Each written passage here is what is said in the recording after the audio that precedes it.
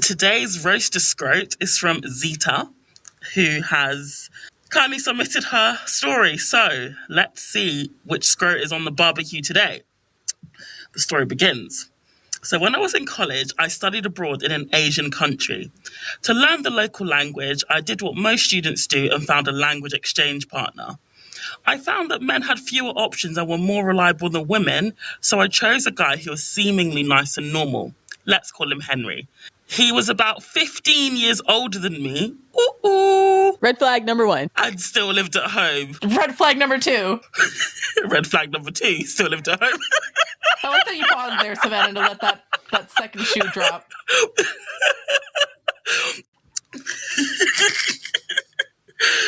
Which is normal in that country if you're not married. He had a steady girlfriend. Ooh. He was hoping to marry, so the first 6 months of our language exchange were great. Then she dumped him out of the blue, according to him. And boy, did he start getting weird. Yeah, it's never out of the blue. Nah, this is... I want to know what he did. Yeah, right. That's scrote translation usually for... I've now suddenly realized she was serious about all the things she's been talking about with me for months. And that seems out of the blue. Yeah, exactly. I mean, this is only 4 lines in, and it's already got more red flags than Lenin's funeral. So... Nice. Good one. Let's keep going. He got so drunk one time, he missed the step in his own house and came to our meeting with a busted up face. That's when I started getting creepy vibes from him. He alluded to the fact that he had a white girl fetish and was looking for a passport and mixed race babies. Ooh. I wish you could see my face right now. Wait, he said that out loud? Yeah. He said the quiet part out loud? I mean, honestly, like, that is an actual thing. Like, it happens a lot in the UK where, you know, white people primarily will say, I want, like, mixed race babies. It's actually quite common. It's very bizarre, but it's common. And people accuse us of being weird eugenicists. No, it's definitely a thing. Definitely a thing. That's, it's a little bit disturbing to be like, I don't really care about you as a person. I just have this racialized fetish. And I want to pass that on to my children. Yeah, exactly. And fill them with issues and self-loathing and confusion. Yeah, exactly. He had a decent job at a bank, but he started hinting he was rich, which was doubtful, and that his parents were prominent and well-connected. Basically trying to pretend he was a cat. Cap it in the wild. Cap it. Yeah, that's all men have is the audacity. I mean, when they have nothing else, they have audacity. Cap. The cap is too much. More capping than crunch. He was basically trying to pretend he was a cat, whilst in the same breath...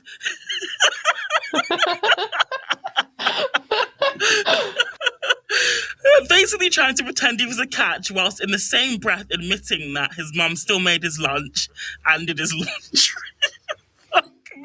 Fuck me, this man. My mommy makes my lunch and my laundry. Oh gosh, okay. And he's what, like almost 40? Ew. But I'm a catch. Scrote logic. I mean, if she was in college, let's say 20, he must be about 35. But since he was a reliable language exchange partner, I basically just overlooked these red flags, since I wasn't interested in dating him and we always met in public.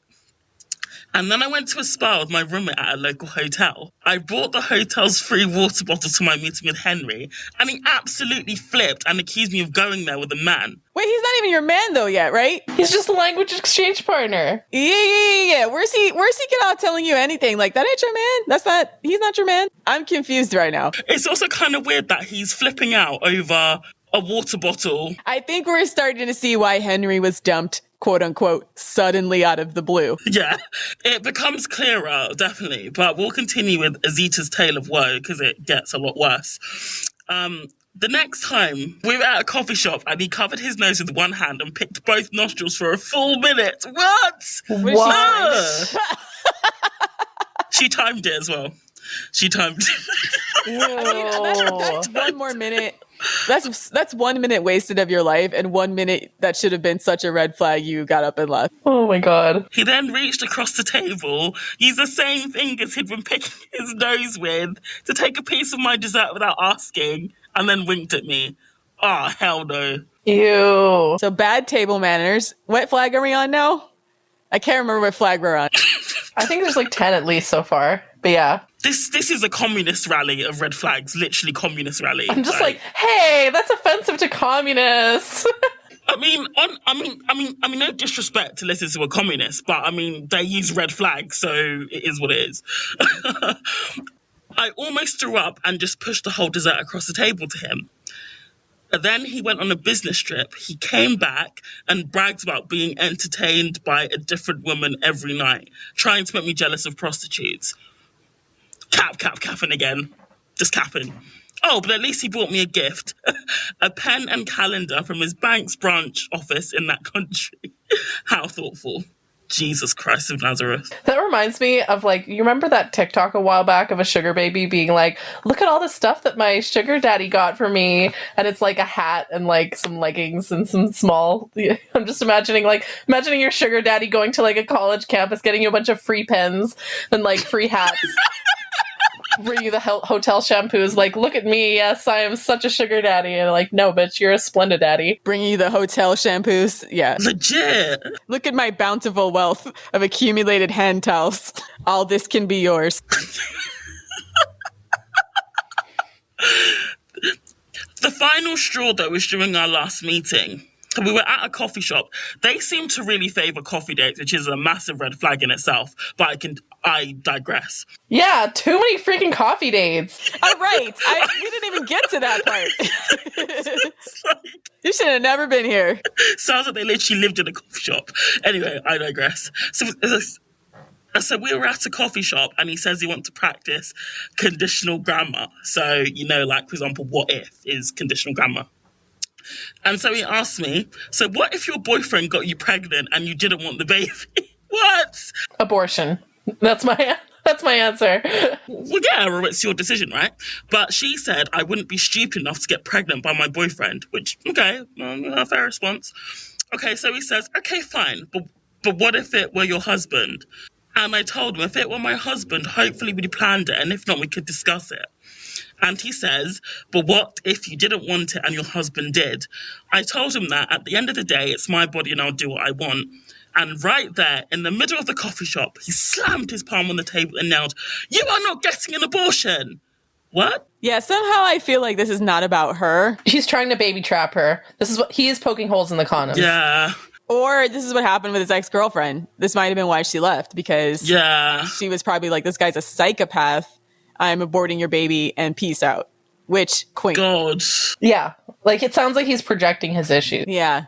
He's trying to start an argument he wanted to have with his ex-girlfriend with her. That's what it sounds like to me, that this is a continuation of an argument he didn't win last time. Yeah, definitely. And of course, after his outburst, everyone turned to look. I mean, I was so embarrassed and scared, I got out of there as soon as I could.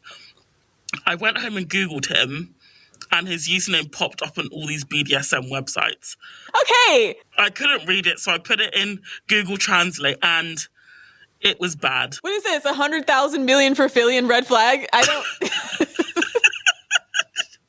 I never met with him again, but 7 years later, I was selling a sofa online, and she was using only her first name, and probably based on her location, he guessed it was me and sent an email.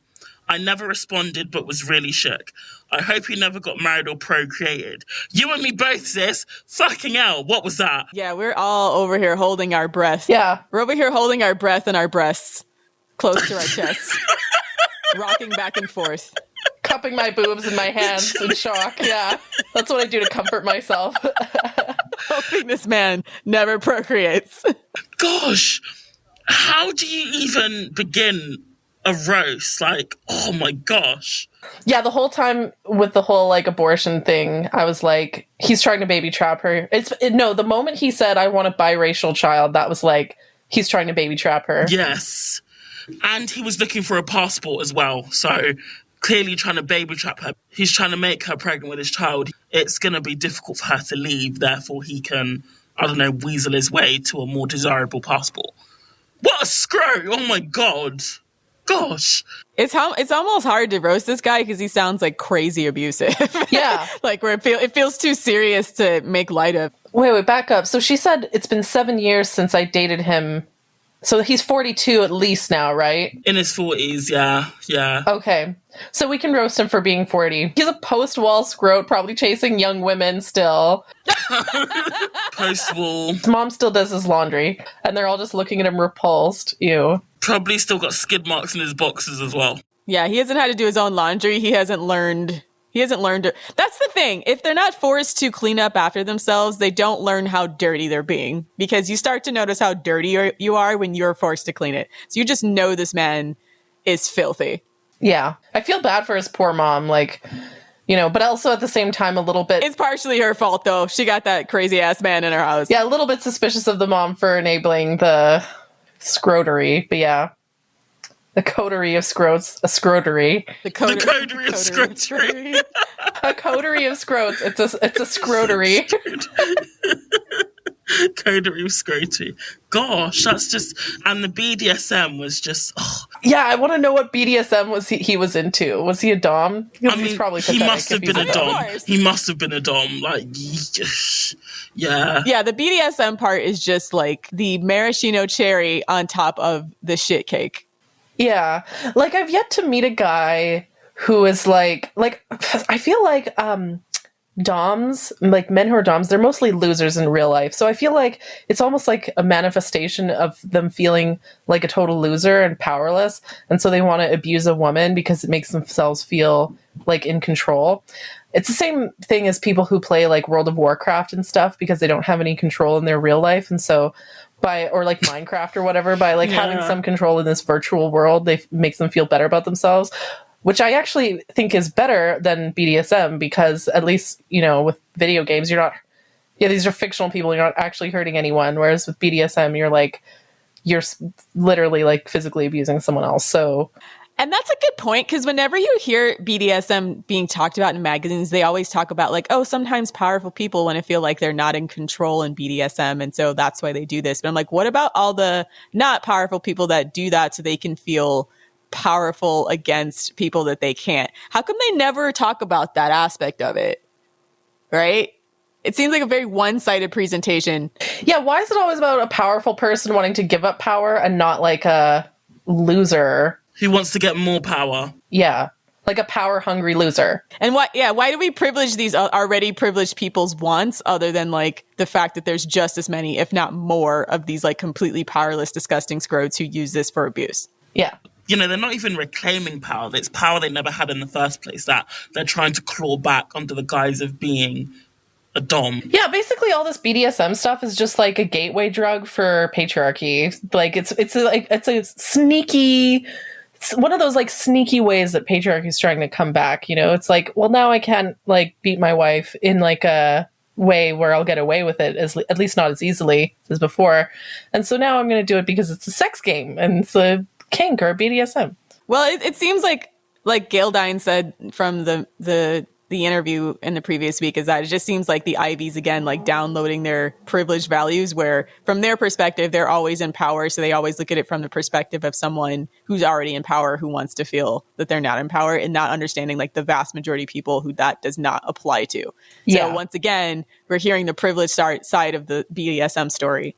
I was not expecting like a sociological analysis based on this roast of scrote. Yeah. Okay. So thank you, Vixen, for your roast of scrote. If any of our other listeners would like to submit their very own roast of scrote or Gnosis or queen shit, please go to our Patreon at patreon.com/the female dating strategy and submit your story to us. Sign up for one of our tiers. Let's start the show. Before we get started, I just want to make a brief announcement about the state of the pod. We've been getting tons of amazing feedback from women, and it's become very clear to us that a lot of women are thirsty for this type of content. This is a niche in women's media that is desperately needed and has been neglected for a very long time. And we really want to be able to make more content. There's just one problem, and that's money. We would love to be able to quit our day jobs and work full-time on content creation, and the only thing holding us back is the fact that we got bills to pay, if I'm being totally honest. Long term, though, we would like to expand into other forms of media, such as video, TikTok, newsletters, ebooks, even like real physical books, and so on. And that's why we've set a new Patreon goal. As soon as we hit $10,000 monthly revenue, that will be enough for us to afford to quit our jobs and start working on growing FDS full time. Currently, our schedules only really allow us to post about 60 to 90 minutes of bonus content per month. And as a reward to our patrons for helping achieve this target, we will commit to posting more bonus content. So if you like FDS and you want us to grow and you want us to make more content, you can support us on Patreon at www.patreon.com/The Female Dating Strategy. And for the next 48 hours, we'll be offering a limited time offer called Lurker Mode, where you can access the bonus content at a reduced price of $5.99 per month. Thank you so much to everyone who listened and shared to help us to get to where we are now, and I'm sure this is a sign of even greater things to come. Thank you.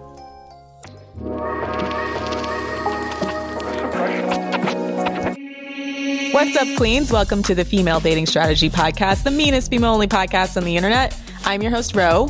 And I'm Savannah. And this is Lilith. And today on our podcast, we have Elle Kamihira, a multi-genre film director and producer. She's here with us today to talk about Coercive Control and her latest film, which is Jennifer 42, an animated true crime documentary about Jennifer Magnano, told from the perspective of her surviving children. Thank you. I'm so glad to be here. Absolutely love your content. And I'm looking forward to sharing all I know. Thank you. Awesome. Thank you. I saw the teaser for Jennifer 42, and it just absolutely sent chills right down my spine, and immediately thought, like, I need to have you on our podcast. Jennifer Magnano's story is, for many women, it's like our worst nightmare. So, could you tell us more about Jennifer Magnano and her story? So Jennifer 42 is about Jennifer Magnano and her 3 children struggle to escape the violence and control of their dad, Scott Magnano. And the way I found my way to the story is that I was researching coercive control, and I came across a investigative homicide review done by Michelle Cruz, the then victim's advocate in Connecticut, state of Connecticut. And she had written this extremely detailed, very damning report about the homicide of Jennifer Magnano. And so when I read that, I just really felt the need to tell her story, because it's so emblematic of what we don't understand about domestic abuse and what we desperately need to learn. So I started working with her surviving children, 3 kids, Jessica, David, and Emily, who are now grown, but they were, 9, 16, and 21 when all this went down. So the story, Jennifer 42, goes back into their kind of hidden family history, covering, 15 years of an evolving abusive situation where their dad progressively got more and more controlling and started sort of micromanaging and taking control of every aspect of their lives.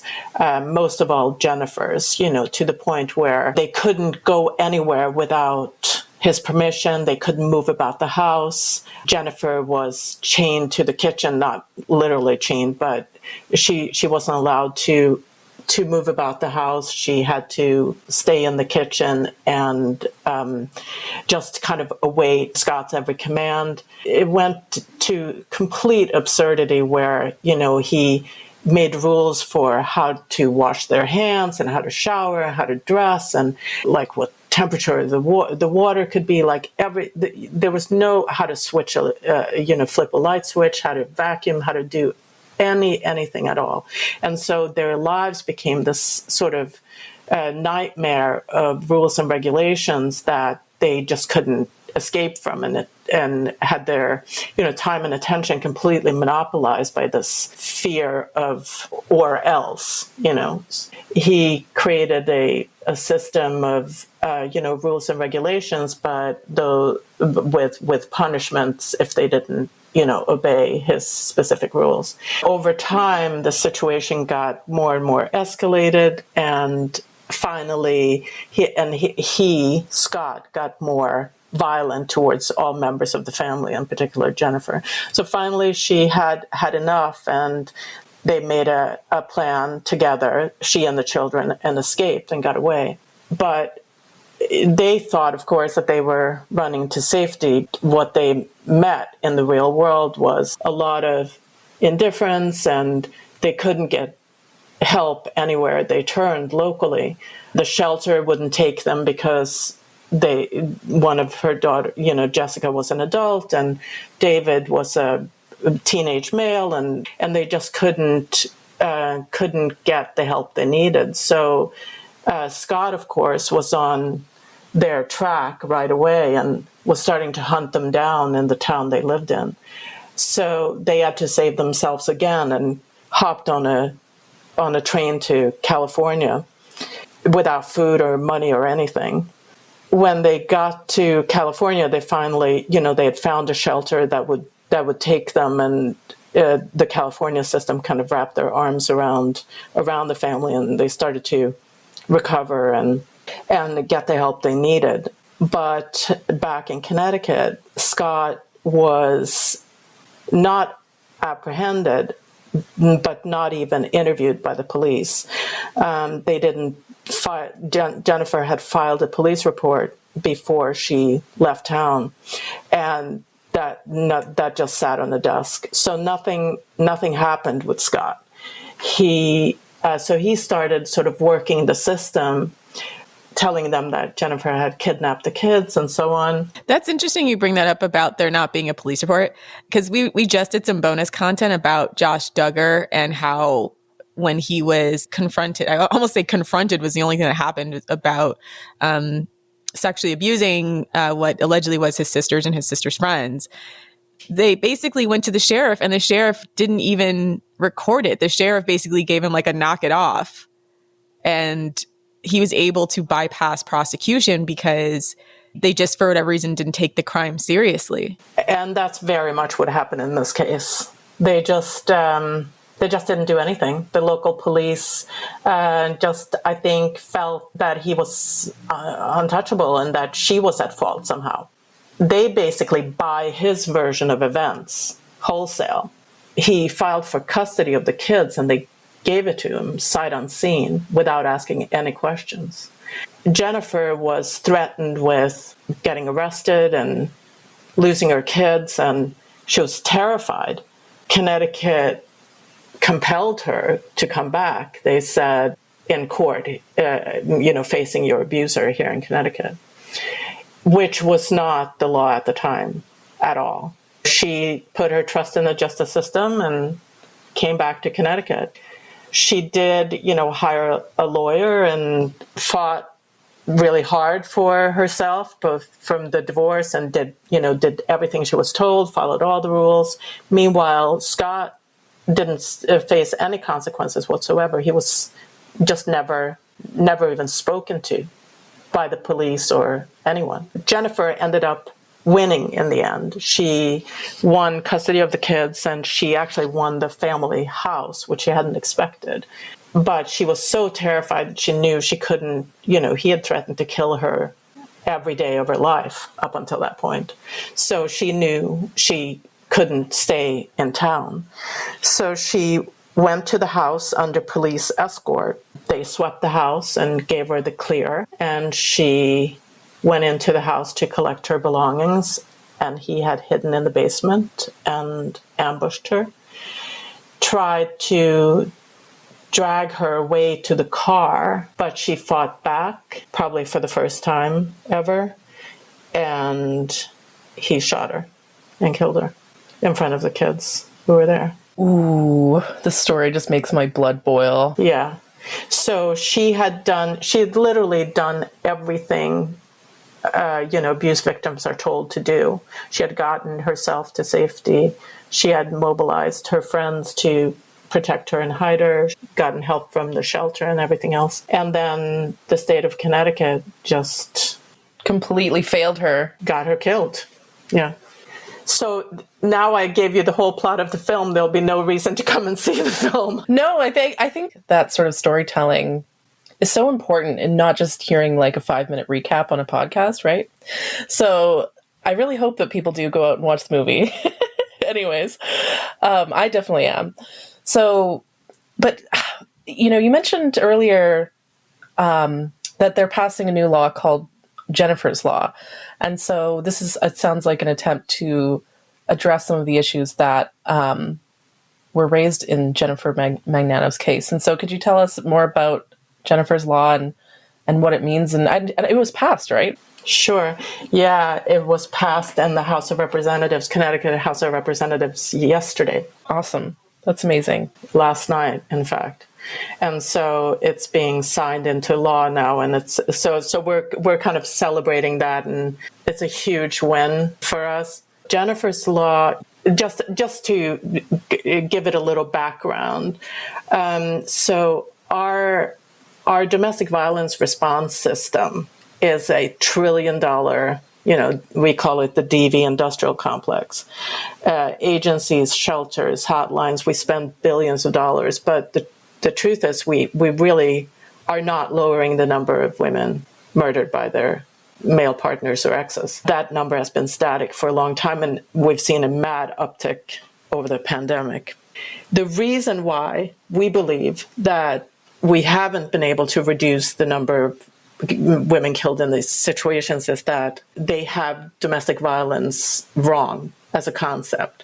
The law currently is that people will get arrested and charged for isolated incidences of violence, whereas we know that domestic violence is a pattern of behaviors, a range of behaviors over time that includes psychological abuse, emotional abuse, belittling, humiliation, threats, cruelty, financial abuse, sexual abuse. It's a coordinated attack on another person, basically, over time. And so Jennifer's Law expands the definition of domestic violence to include all of these behaviors as a tactic over time, coercive control and the whole full range. Yeah, one of the things that I've noticed, even with, on female dating strategies, that abusive people all have this script. It's like, it's crazy when you get a bunch of women together in a room to talk about their experiences, and abusive men will literally say the exact same words and phrases, right? And it follows a very, very basic formula. It's a playbook. Yeah. It's a playbook. And so if you are the person experiencing it and you don't know about this formula, you don't know about this playbook, you can almost be led to feel like you're the crazy one. Absolutely. The other person's totally fine and you're the problem kind of thing, right? And so, and when we at FDS have made it our mission essentially to call out these patterns, these playbooks. And guys will get really mad at us, right? They'll be like, oh, he doesn't mean it that way when he says this or that, or maybe he meant something else or so on, right? Like men on the internet are fully invested in like gaslighting women out of noticing these patterns, right? And so, what are some, I guess the question I have for you is, what are some of the, like, what is coercive control, I guess, and what are the like red flags that women, because it builds up over time, right? But what are some like the early red flags that women can watch out for to protect themselves? Yeah, sure. That's a lot to unpack. But I think the kind of like fundamental thing to understand about it is that generally speaking, men's violence against women occurs within the context of women's and girls' subordinate status in society.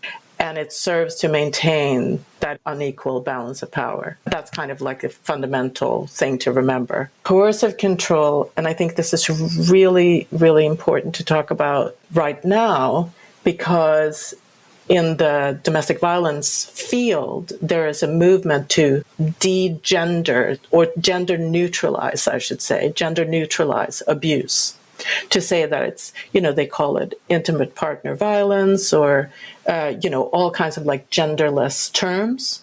Abuse can happen to anyone, men get abused too, blah, blah, blah, blah. I think it's really, really important to acknowledge that coercive control and domestic abuse is predicated on the devalued status of women. I'm quoting Evan Stark there, meaning that coercive control is kind of rooted in the fact that women have a lower status in society than men, and that there is an already power imbalance by the fact that you have a man and a woman in a house where the man is a first-class citizen and the woman is a second-class citizen just by the fact of how society is structured. Yeah, they have to ignore all the interconnected systems of power that make that possible to make that kind of gender neutral claim. And the entire basis of Jennifer's Law was the fact that the police force and the state helped to their inaction and or way that they sort of took the man's side automatically is what enabled him to eventually murder her. That's right. I mean, and we talk about a male alliance in these situations where there is a, informal kind of male alliance that where in these situations where women are crying wolf, if you will, they link hands or link arms to protect each other.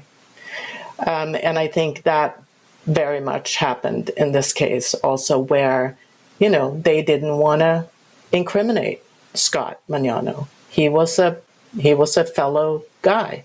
Well, we talk all the time about how police are like 40% of them apparently are domestic abusers as well. So like they saw him probably as a fellow bro, like, yeah, like teaming up, beating our wives together kind of thing. So I talked about this too in our bonus content about how I had a relative that was in a domestic violence situation.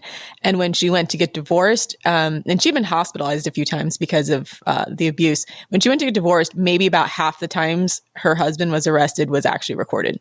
Like a lot of the times when the cops came to the house, they just sort of picked him up and then let him back out and never filed a police report. So then when she went to get divorced, it was harder to prove the volume of incidents of domestic violence that occurred.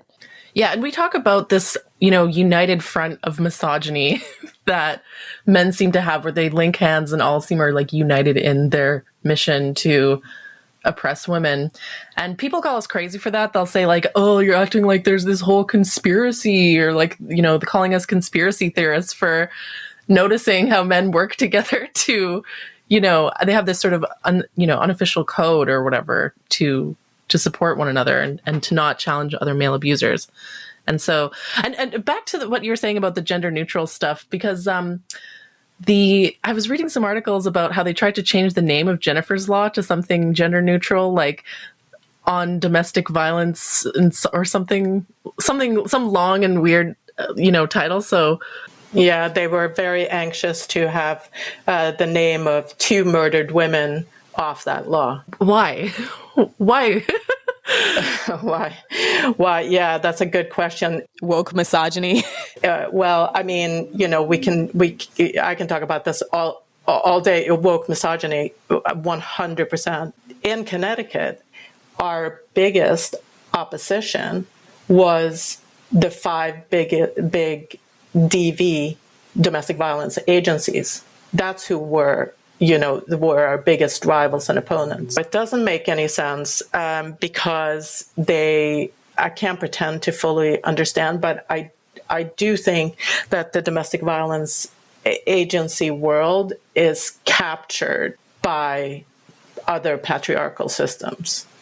I think they are captive of the money, federal money. They're all federally funded. I think they're captive of the general criminal justice system, which is still, extremely male and in the business of protecting the interest of men. It's been interesting to see too about how easy it is to kind of manipulate certain narratives, because I know that they're always doing different research on domestic violence and trying to be inclusive, but sometimes I feel like in the attempts to be inclusive, they end up not helping anybody because they don't focus on specific types of coercion, specific types of abusive systems. I think if you want to tear down the abusive system, you have to look at the specifics of what's causing it rather than sort of a just broad general idea that abuse should stop. Like you have to look at the steps to get there. Yeah.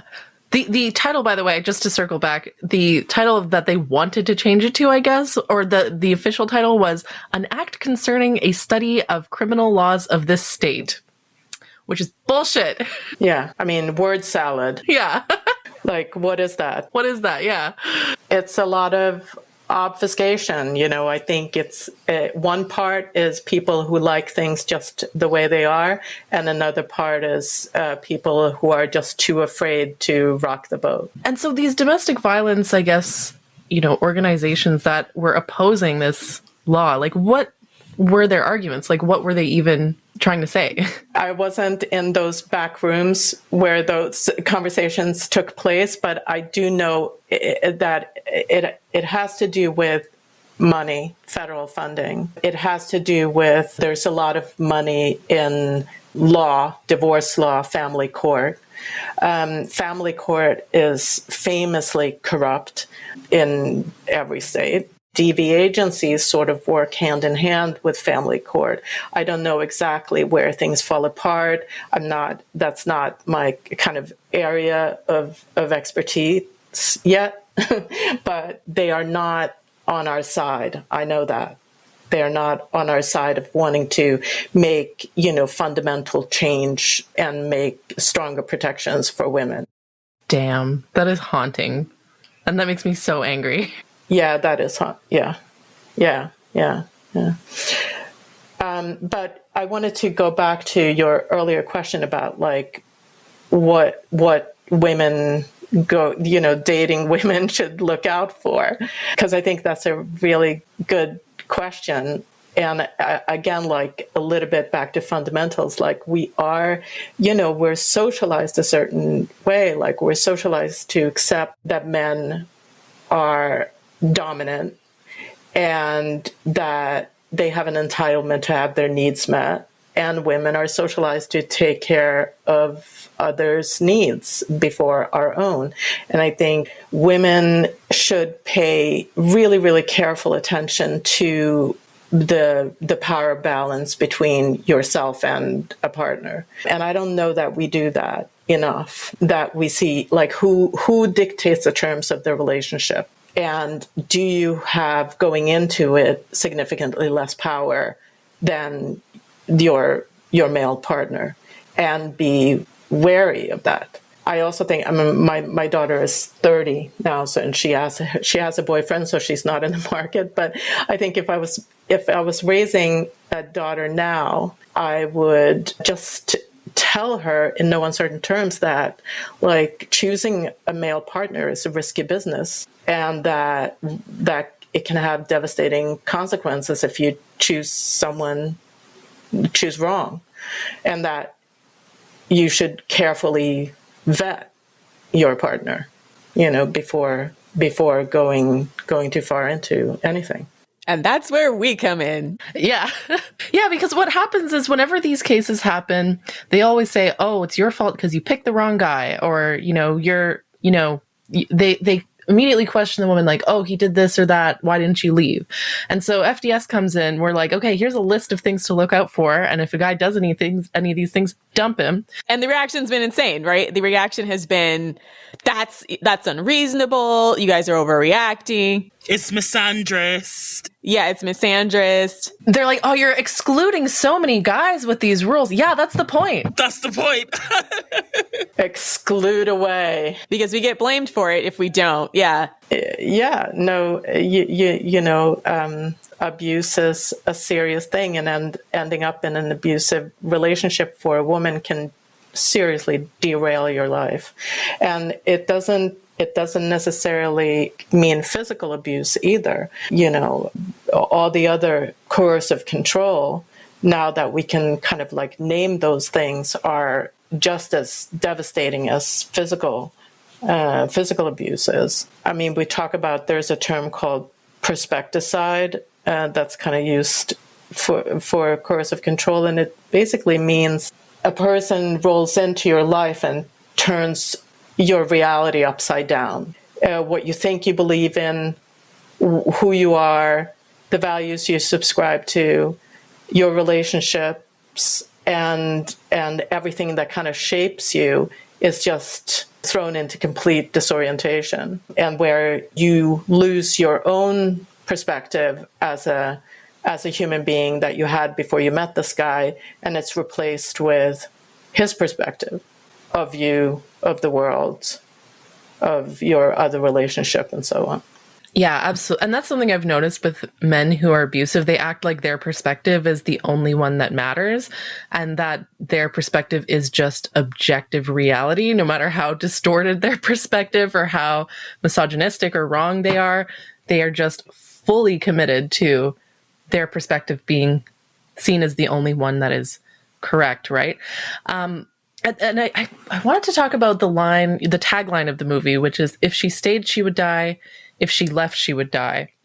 And so that just gets to me, right? Like, that's just like a punch to the gut, because I think so many women know this feeling where you're damned if you do, you're damned if you don't, right? So if you stay, you're fucked. If you go, you're fucked. And so the following question is, what would you do? And so I guess our question is, what are you supposed to do if you find yourself in what do you do if you find yourself in a situation like this? The whole purpose with kind of raising awareness about coercive control is to give women or future victims the idea that this is a long timeline that starts somewhere that looks innocent, but that may lead, that will lead to somewhere really bad. And so the idea is to end the relationship before you're completely ensnared and cut off at the knees, before you're drowning. And so it's to know that you have much better chance at survival, much better chance of getting away without incredible damage if you get out earlier. And the coercive control law, Jennifer's law, of course, now you can actually go to court and you can say earlier in the relationship, I want my partner charged for surveilling me against my will, for stalking me, for taking my money, for restricting my, movement, for withholding resources, or whatever the case may be. Every abuser have different tactics, but so that's the tool. That's the powerful tool to get out earlier.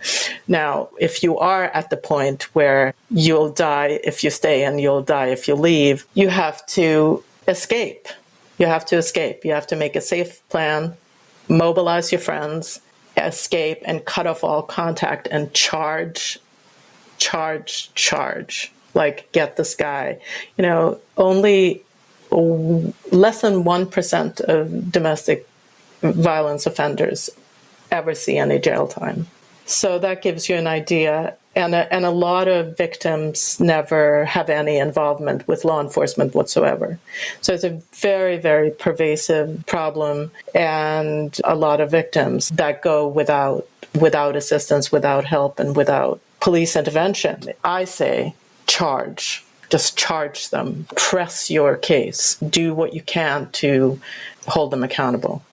In the course of doing the research for the film, was there anything that surprised you about, abusive relationships or dynamics?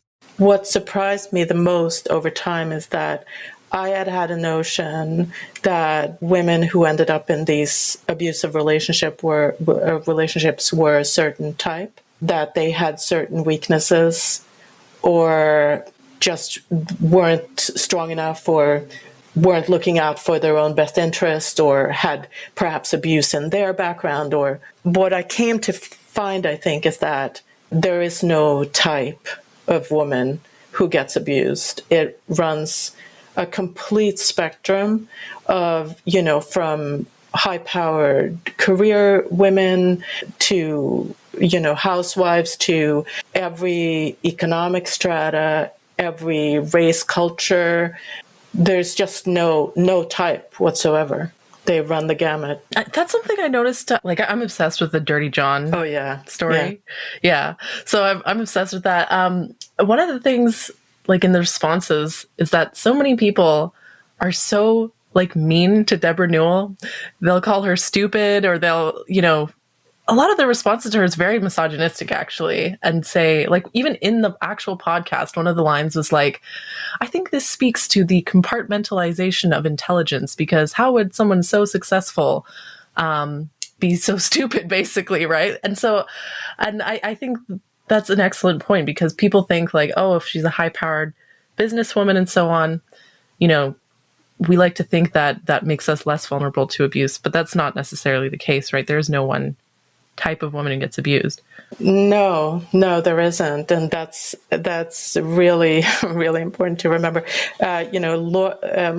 Our executive producer Laura Richards works closely with Deborah and Tara Newell. Oh, right, yeah. You might want to have her on the show too. She has her own podcast, Real Crime Profile. But she talks about this often, and she says, it's called Dirty John, not poor decision making Deborah. Yeah. And that gets to it. It's not just because you're a romantic or you think the best of people, or you give people the benefit of the doubt or whatever, doesn't mean that you deserve to end up tormented by a psychopath. Exactly. Because John also, he specifically targeted nurses and like career women. He targeted professional women. And I think, if anything, like, because professional women are told like, oh, if no man's going to want you if you're more successful than him, right? So I think a lot of professional women end up internalizing this narrative that like they're less desirable, or that fewer guys that are going to be into them, and this makes us even more vulnerable when a guy comes along who does treat us well, or who actually likes those things. And you think, oh my gosh, I've hit the jackpot. Like, and you're much, much less likely to walk away from these types of relationships, because you think, oh, like, if I dump this guy, then I might not find another guy like him who accepts me. Well, that too, and like women who are very good at being effective or taking responsibility or in caretaking positions, they tend to have that carry over into their romantic life. So sometimes I think women who are very, very motivated, sometimes they take a lot of responsibility that's not theirs. So they might end up blaming themselves for the man's behavior, because they think, well, what could I have done better in this situation? Because they're always thinking about how to move themselves forward, not realizing that sometimes things are not your fault, and furthermore, not your responsibility, and that you deserve, especially in your romantic life, to just be treated well, just being a person. Exactly.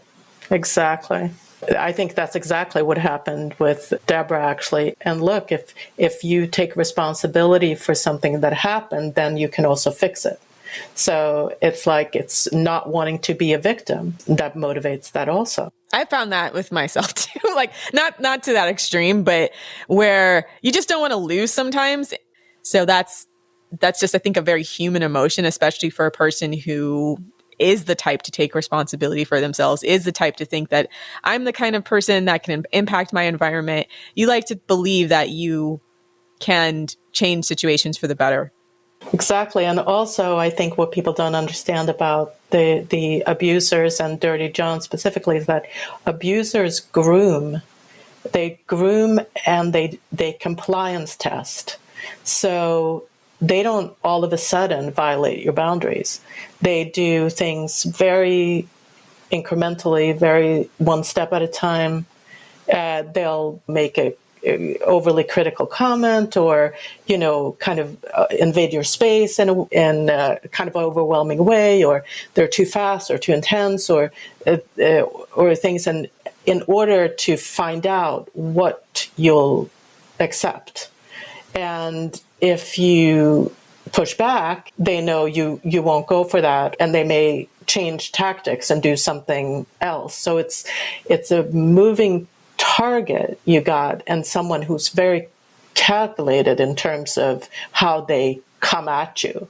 Women like that are probably more attractive victims too, for people who get off on coercive control or narcissistic, because a woman who doesn't challenge you maybe doesn't feel as interesting as a sparring partner for your abuse as a person who is more likely to try to set boundaries. But sometimes, again, we talk about the failures of communication when it comes to working with abusive men. There's so much out there when it comes to women, encouraging women to do so much emotional labor in their relationships and to endlessly communicate. But I think it is so important, at least how we stress in FDS, to understand, like, know when to hold them and know when to fold them. Like, you have to walk away from this crap. It is not your responsibility to keep having to reassert your boundaries and communicating what should be basic respect to grown men.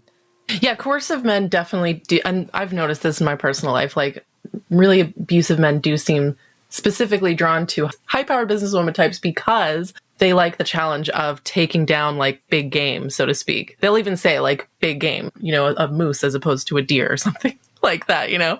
Yeah, no, I think that's absolutely true. That it's a challenge and a game. It has that aspect to it, which is just chilling to think about. Yeah. And the phrase you said earlier, compliance testing. Oh boy, I'm going to start using that phrase so much more in FDS because, like, the manosphere, they call it shit testing. That and perspecticide. That's a new one on me too. Perspecticide.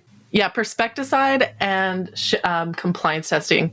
Yeah, because abusive men will say, like, oh, I was shit testing her, I was doing this and that. Like, they are specifically strategizing on how to be abusive. Which tells you something. It tells you that they not only do they know what they're doing, but as a group know what they're doing. And they strategize together.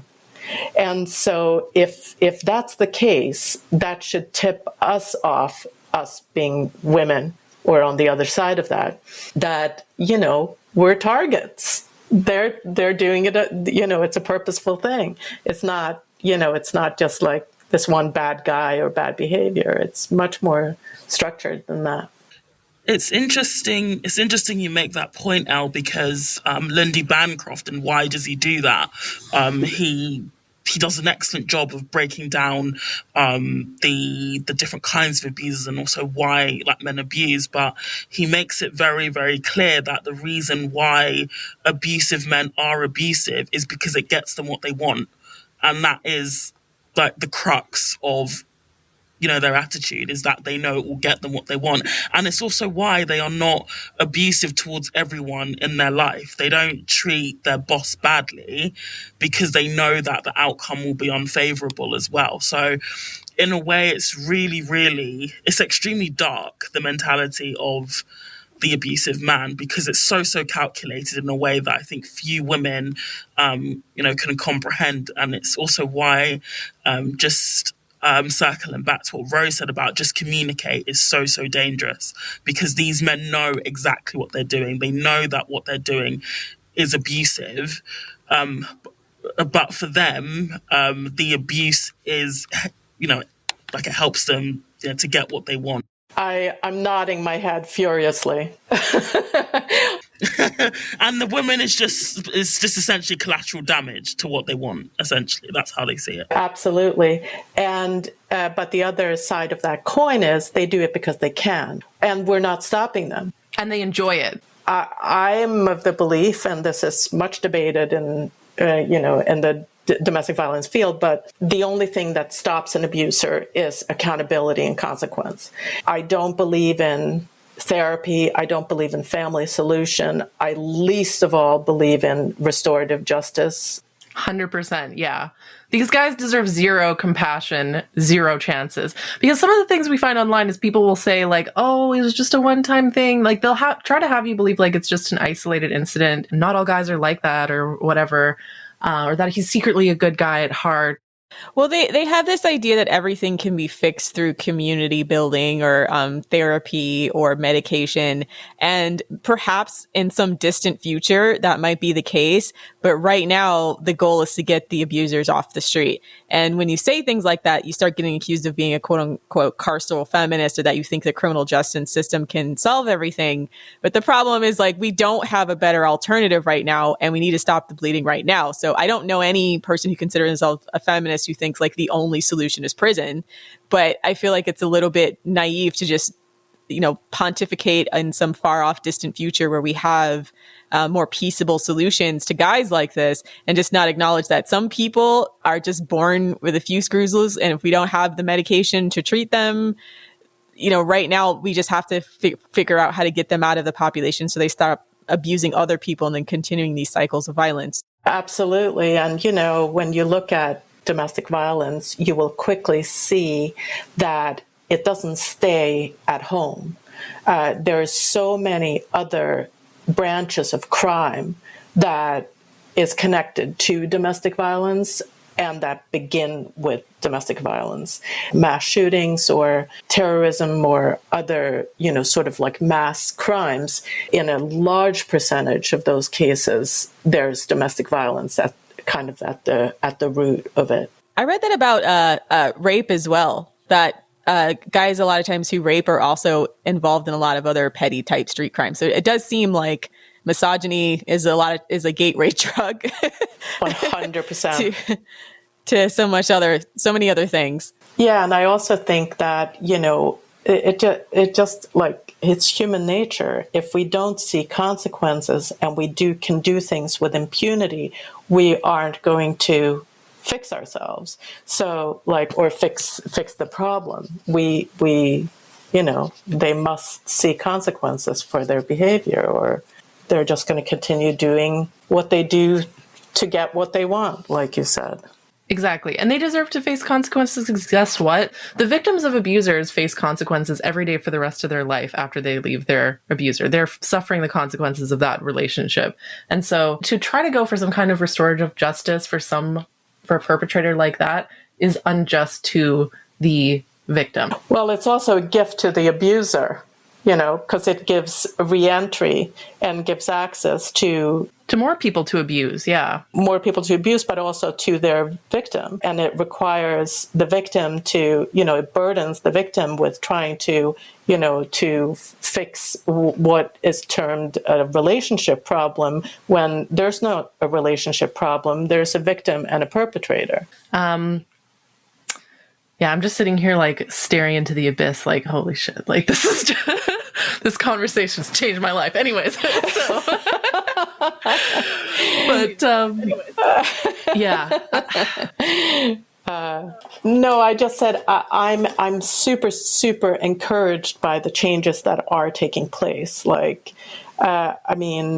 speaking or your podcast is just like a light in the darkness, and I also think feminists all over are starting to understand and strategize in a serious way. Coercive control laws are on the books in Scotland, Wales, and the UK, and California and Hawaii. I think change is on the way for sure. Definitely. I'm going to look into this. This needs to get on the books in Canada. I don't think it is, but it needs to be a thing, because we need a version of something like Jennifer's Law here too. Yeah. I don't know how it is in the States, but in Canada, if a man is being abusive or in a domestic violence case, they don't need the victim to press charges. And so it's kind of a blessing and a curse, because in the States, my understanding is they need the victim to press charges, and that puts them in danger because the abuser will come after them it's your fault that I'm having these legal problems, right? And so, and often the reason why they kill the victim is so that they can't testify. And so in Canada, they kind of bypassed that and said, it doesn't matter if the victim presses charges or not. If the man is committing domestic violence, he's going to get charged. However, the problem with this is that it means you're also completely at the mercy of the RCMP. And as we all know, police are in on the game, right? And so they are not so incentivized to charge abusers unless it gets really, really bad, and it would be a PR nightmare for them to not charge them. It depends in the states. It's really state by state, county by county, because I know there are certain counties that have mandatory arrest, and that's controversial as well for different reasons. But meaning if a police show up for a domestic violence call, they have to arrest someone because there was a long history of them showing up to these domestic violence situations and basically ignoring it, and then these women getting murdered. So, but what I'm seeing with that is worse. Now abusers will then call the police, and then it's the victim who gets arrested in a lot of these cases. Yeah. So that's the downside of the mandatory arrest stuff. So the United States is a vast country, a lot of different. It's a vast country and most of it's trash. I feel like I explained this on the podcast. Like, let me defend my country for once. But it's every place has its own ethos, its own set of governing systems. Yeah, it's weird and bad. Okay, your country is bad, and you should feel bad. Yeah. Yeah, it's not perfect. So I like to think of it. We're the American experiment for a reason. It's because we're always experimenting with crazy ass stuff. Yeah, other countries get to look at you and go like, ugh, like that's what not to do. Like, basically. And for that, everyone's welcome. You're welcome for us being the example of what not to do. Oh yeah, okay. Yeah. But the mandatory arrest thing is kind of a weird thing to think about, because it actually originated in Connecticut as well, just down the road from where Jennifer lived. Tracy Thurman was the woman who was getting the crap beaten out of her right in front of police, and they didn't do anything, and she was like paralyzed and brain damaged and from this beating that she took from her husband, and she sued the police department and won, and it went all the way to the Supreme Court. And so that's where mandatory arrest comes from. But like you said, it's resulted in dual arrests. So they arrest the victim along with the abuser, or sometimes the victim instead of the abuser. But I think what's really important to look at there is that unless you train police to look at women and men, that this is a male pattern crime and that it's a gendered crime that very, very, very rarely is reversed, then that's the kind of the missing insight there, is that if you're a police and you go out to a domestic violence call, 99% of the time it's going to be a woman victim and a male perpetrator. So why this insistence on seeing it as gender neutral? Yeah, it's a big disservice to victims. Absolutely. And the point you made about, police needing to be trained to recognize that this is a male problem, it needs to happen, but at the same time, I feel like because most police officers are male, and men don't like to see themselves as the bad guy. So I find one of the things I've noticed online is guys becoming extremely defensive about talking about things as a male, things like male violence. They say that the word male violence is sexist against men, right? So yeah. Okay. I know there's a lot to unpack there, but there was so this is sort of a side note, but related. I was listening to a podcast where they were talking about this country, and I don't want to say the country because I can't remember the exact name. I don't want to say it wrong, but basically, for domestic violence crimes, it's handled by the elder women of the community. That essentially, rather than getting the police involved, like all your aunties and grandmas like roll up with like shoes and stuff, handle the problem. Yeah, I agree with that. Yeah, they have more of a community policing mindset, and that at least helps. I don't, it's not a perfect system, obviously, but it kind of helps to separate the police from having the responsibility to take care of domestic violence crimes when it's so often gendered and so often women are the victim. So that's a country that at least acknowledged that, okay, women are disproportionately the victims of this type of crime. Let's have a governing force of women to come in and handle these specific types of incidents. So there's other ways to do this. We just don't do that in our country. And the cops are asked to do a lot that they are just not qualified or equipped to do. Nor do they have the desire. Yeah, that's absolutely true. And that's a huge part of the problem.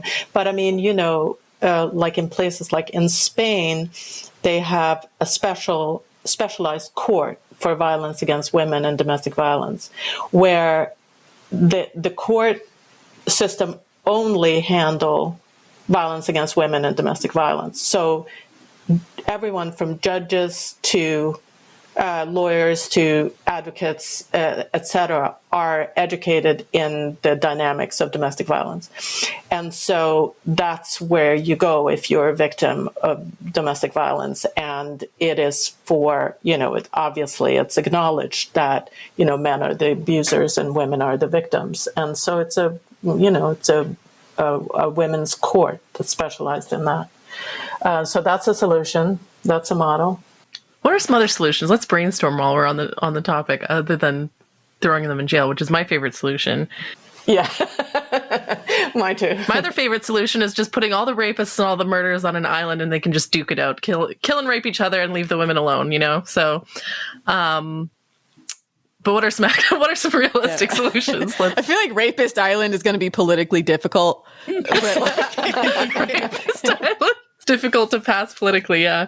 Well, unless they can make it into a compelling reality TV show, then I feel like they'll make it like Jurassic Park or something. Then you can justify anything, because have you seen like Naked and Afraid and these other TV shows where they just literally drop naked people off in the middle of the jungle? I feel like if you can make it compelling TV, we might be able to get away with Rapist Island, but as a legal proceeding, maybe not. Rapist Island. Yeah, and also, are the rapists going to be compelling on television? I don't know. I feel like a reality TV show, Rapist Island. I don't know why. I want to see a TV show called Rapist Island, where guys duke it out. Oh my gosh. Sorry, I'm just imagining like a Survivor style competition where they do like games and stuff. Sorry. This is a serious topic. I shouldn't be laughing, but anyways. Okay. Anyways, but I wanted to ask Al, like, what is the release date for Jennifer 42? Because it hasn't been released yet, right? No, we're still in production. In fact, we are looking for a co-production partnership for the animation production of it right now. So I'm having all kinds of meetings with animation studios to put it into animation production. So that's where we are at. We got knocked sideways by the pandemic. We had a lot of things kind of lined up that just was canceled on us. So we're struggling to regain the momentum we lost, and it's starting to look better again, but we're still, that's where we are. And how are you getting funding for this? Like, is it just by donation, or, because animating is expensive, right? So. Yeah, it is expensive. So we've survived on grants in the U.S. Documentaries are funded a lot by foundations and grants. So for the documentary portion, we survived on grants and some investments and a Kickstarter campaign. But now for the animation, we're looking to get for either a Canadian-European co-production deal or to a co-production deal with an animation studio. So that would be then like paid for by, a streaming deal or something. Right. Okay. I wanted to talk about women-centric media a little bit, and how, would you say that it's been challenging to get funding or to get people interested in this story, or? Yeah, I think so. I mean, we went into it feeling that we were very non-mainstream, obviously, partly because it's a hybrid film, it's an animated documentary, but partly because it's such a difficult subject matter that people recoil from. But we also kind of went into saying we want to speak to, kind of a grassroots audience. And so we're really active on social media. We're active in the domestic violence community support groups and victims groups, survivor groups. And so we're getting a lot of, interest and support from them. But yes, absolutely, this isn't something that sort of mainstream movie industry is going to come running to buy. Yeah.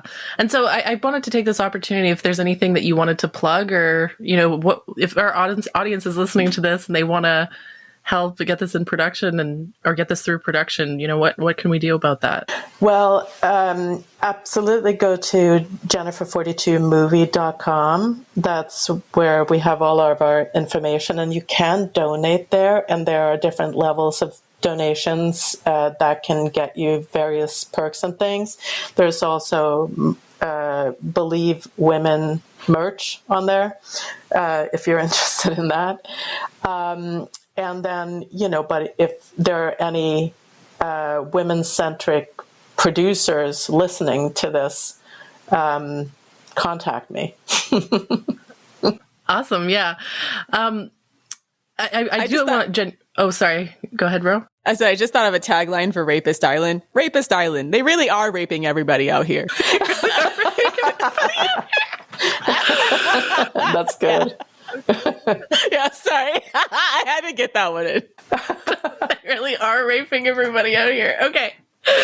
But no, back to, talking about, plugging the movie and production and stuff. And so I do actually seriously want to ask our audience to bear in mind that, us as women, as feminists, we're up against this like massive Goliath, this,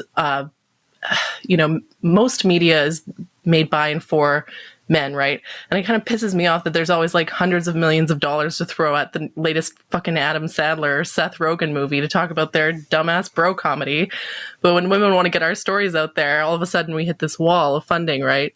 And so my call to action to our own audience is basically we have to vote with our dollars, spend money on things that benefit women.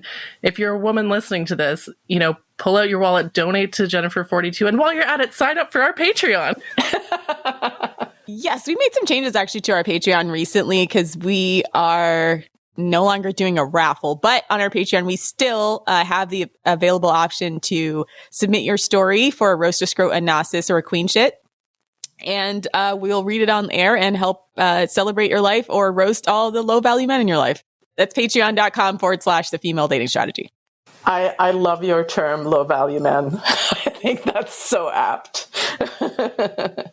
It's so funny how men get so offended by it too. They're like, I'm not low value, I'm like medium value or something. It's like, no, bro, you're low value. Just accept it. Take your L and go. And there's also negative value men as well. There's like a spectrum. It goes from high value to low value to negative value. Yeah. Oh, and so abusers definitely end up negative value. They're definitely negative value, like extreme end of the spectrum, -5. Yeah. It goes from 5 to -5. We got criticized a while back because they say, oh, it's like dehumanizing to categorize men into 2 categories or 3 categories. Someone said like, oh, well, at least the manosphere uses a 1 to 10 scale to rate women's appearances. That makes them better. And so what I did is I had a post that was like, okay, we implement our new 10-point scale. The scale is -5 to +5 because it can't be 0 to 10 because that would imply that abusive or shitty men, like if he's a 1 or a 2, Have some value. Yeah. They have 0. that would imply that they have some value when they don't. We need to They have less be than very 0 clear that with men, like half of them have the opposite of a positive value. Like they literally are negative value and that they take away from your life, not adding to it. They'll shorten your lifespan. Yeah. Whereas in contrast, even the least attractive woman, a 1 or 2, still has value. Whereas a guy on the lower end of the scale, nah, negative value there. Yeah. He's not worth it. Negative value male island. Negative value male island. It doesn't have the same thing as Rapist Island. Well, I do think, it's not apples and apples, women and men. I just want to say, like, Yeah, it's apples and oranges. yeah, and they have, they may have like a, we're finicky about them issue, but we have a murder issue, and that's a whole different thing. So Yeah, guys are worried that they'll spend money on a date and she won't call him back. Women are worried about getting killed. So, a good man would recognize that difference, the fact that we have different fears, and would be compassionate about that. I have back to the female filmmakers thing. I have a quote from Abigail Disney. She says, Hollywood needs to think about reparations because its role on positing masculine force, aggression, and violence as an answer to every question. And I think that's right. Definitely. But yeah, I think that's pretty much it. Savannah, was there anything that you wanted to add? Or Yeah, we're good. Awesome talk. Thank you. Thank you so much, Elle, for coming on the podcast. It's been a pleasure. Thank you so much for having me. And that's our show. Please follow our Twitter at fem.strat, as well as visit our Patreon at patreon.com/The Female Dating Strategy, as well as our website at thefemaledatingstrategy.com. Thank you for listening, Queens, and for all you wannabe Rapist Island contestants, die mad. Preferably on Rapist Island.